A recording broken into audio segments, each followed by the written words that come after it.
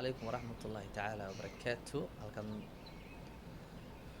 waa anigoo ah saaxiibkii Yuusuf Maxamed Tifow. haddaad ku cusubtay Horjeeg Media fadlan like and subscribe star.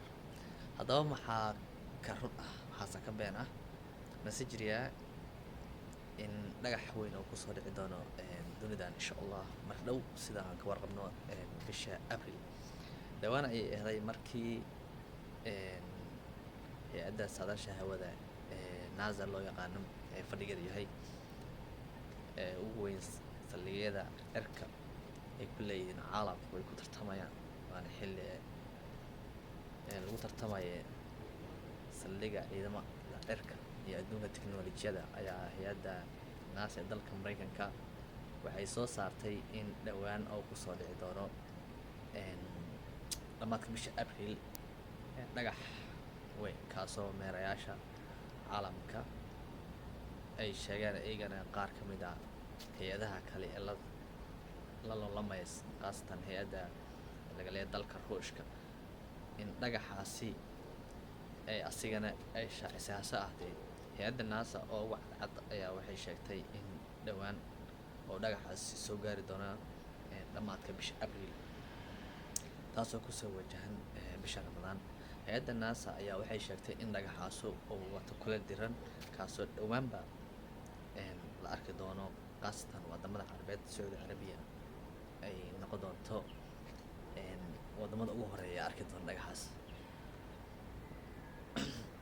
waa xaqiiqo horta in Ilaahay Quraankiisa uu ku sheegay in aadamuhu uu lahaa karo aqoon uu ku ogaa karo baaritaano iyo waxyaabo kale waayo Quraanka marna ma beeninayo waxyaabaha qaar laakiin Ilaahay baa ku cilmi leh.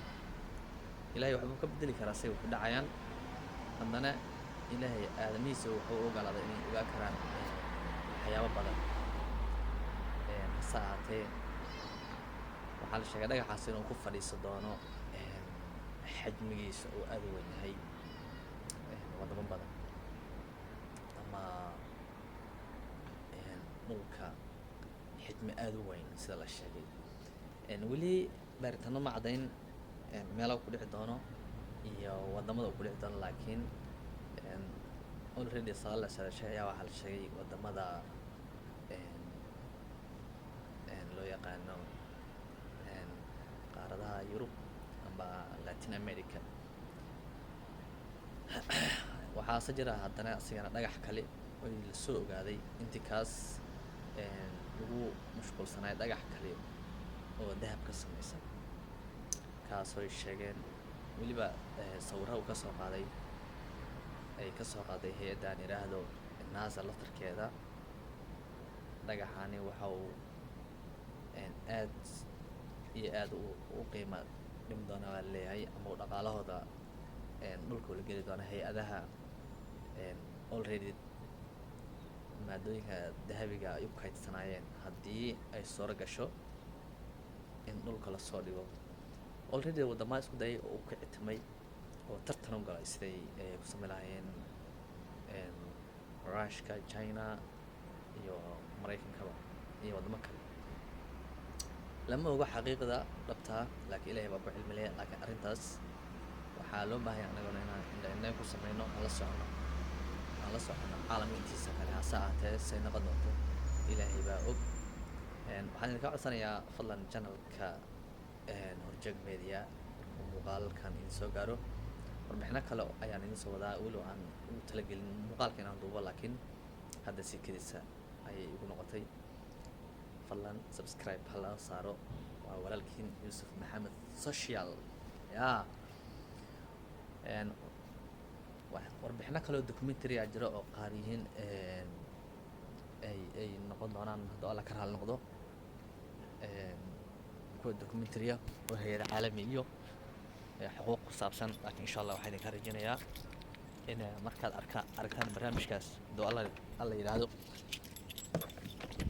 aad idinkuna taageeri doontaan insha Allah haddii Ilaahay ka raali noqdo. teeda kaleetood waxaa jiro walaalo kale oo ayagana channelkan ku xiran subscribe-na already saaray, laakiin arrintan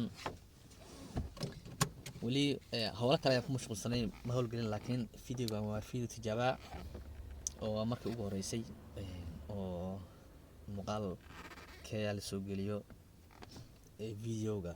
Waxay soo koraysay mid loo diyaar garoobo oo aad loo soo qurxiyo oo video editor lagu soo sameeyo oo hay, laakiin aniga ma isticmaalayo fake video, never ever. Waan salaamaya. Assalaamu calaykum waraxmatullaahi tacaala wabarakaatuh. fadlan laagtay subscribe-ta hayga iloobin. lacag kaama gadno, lacagna kaaga bixi mayso, laakiin aniga ayaa waxaa ugu helayaa kambanigayga ma garanaysaa darajo fiican, weliba wax ku oola oo aniga wax ii gasho. Assalaamu calaykum waraxmatullaahi tacaala wabarakaatuh. waa salaamantiin dhammaantiin.